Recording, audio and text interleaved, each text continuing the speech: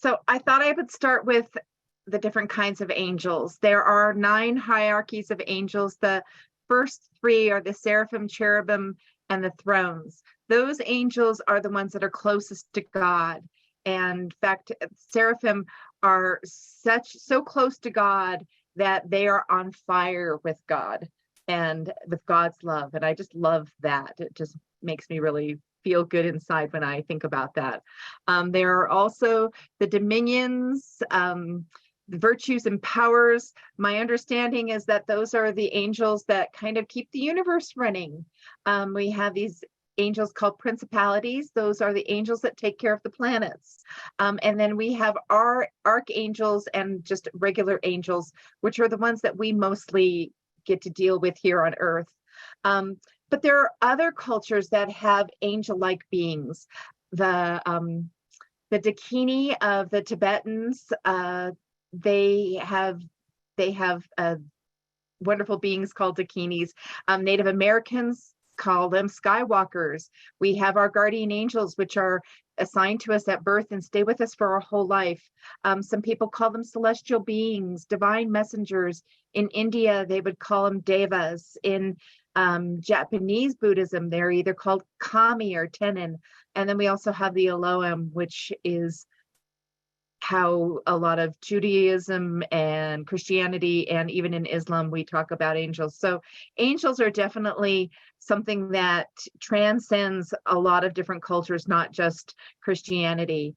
And I personally, since I was a little girl, I call them the helpers because that's what they really do. So they're messengers of God. In Exodus, the angel of the Lord appeared to Moses in a blazing fire in the middle of the bush. And Moses was stared in amazement as the bush was engulfed in the flames, but it didn't burn up. These are the seraphim. They have this beautiful light that is like fire, and God speaks through them as he spoke to Moses. And then I also added a picture of Ezekiel's vision, and that little thing in the front there is a cherubim. It's not quite the cherubim that we remember from our Valentines, but I can only imagine how he must have felt in awe being there with them, and that just that love and that presence. So do we welcome the message? So angels come with messages. Sometimes we welcome them, sometimes we don't. So Zechariah, who was a priest, and Elizabeth's husband, had an angel appear to him and stand right at the altar. He's this priest. He's in the holies of holies. He's lighting his incense. And the next thing we know, Zacharias saw this angel again, and the angel said, "Don't be afraid, Zacharias, for your petition has been heard, and your wife Elizabeth will bear a son, and when you will give him the name John." Now, Zacharias was like, right. Sure. And the first thing out of his mouth was, "This couldn't possibly happen. I'm too old. And not only am I too old, hey, my wife, she's kind of old too." And the angel was like, "Hey, listen, silence. This is going to happen. And in fact, you're going to be silent until this does happen so that you know that this is true."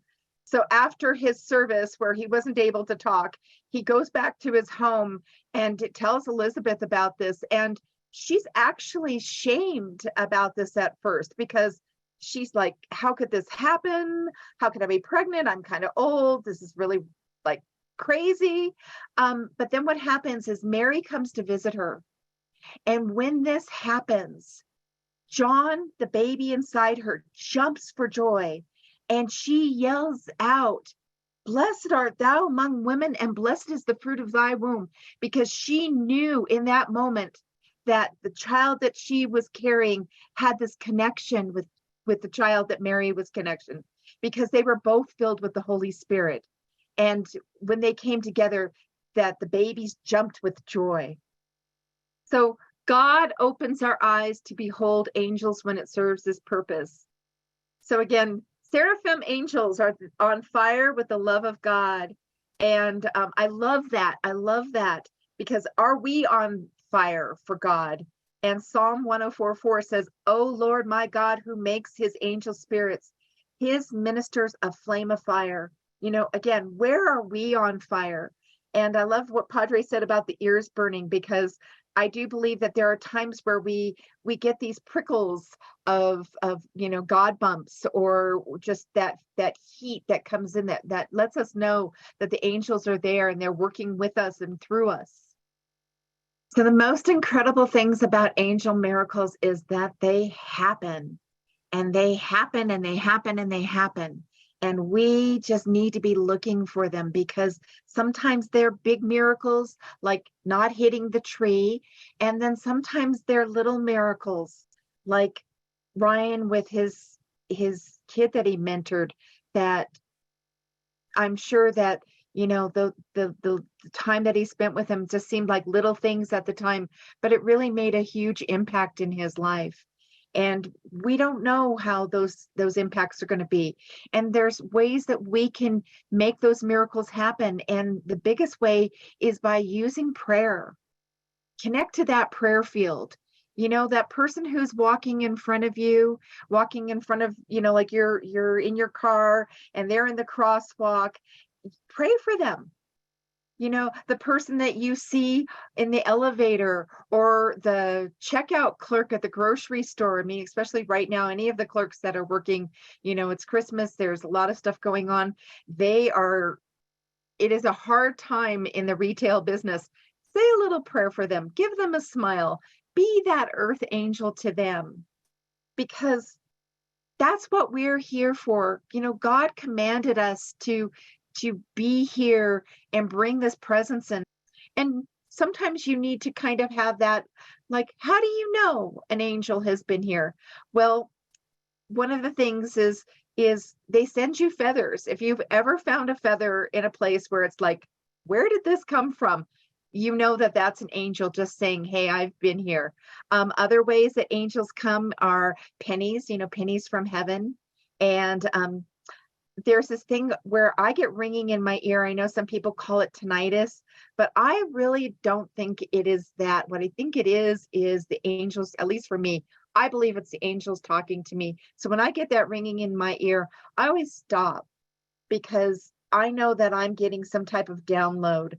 And it's amazing, because when I do stop and I get that, there is always some message that comes through that is really helpful for people. And so all I ask from all of you is that you go out and ask God for the angels to come and help you. Because if you don't ask, they're not going to come. They're waiting. They just hang around like, okay, somebody ask. And so ask often, ask all the time, because they want to be, they're here for us. They're here to protect us. They're here to give us messages. They're here to comfort us. They're here for us. God created them and then created us, but he created them to help us.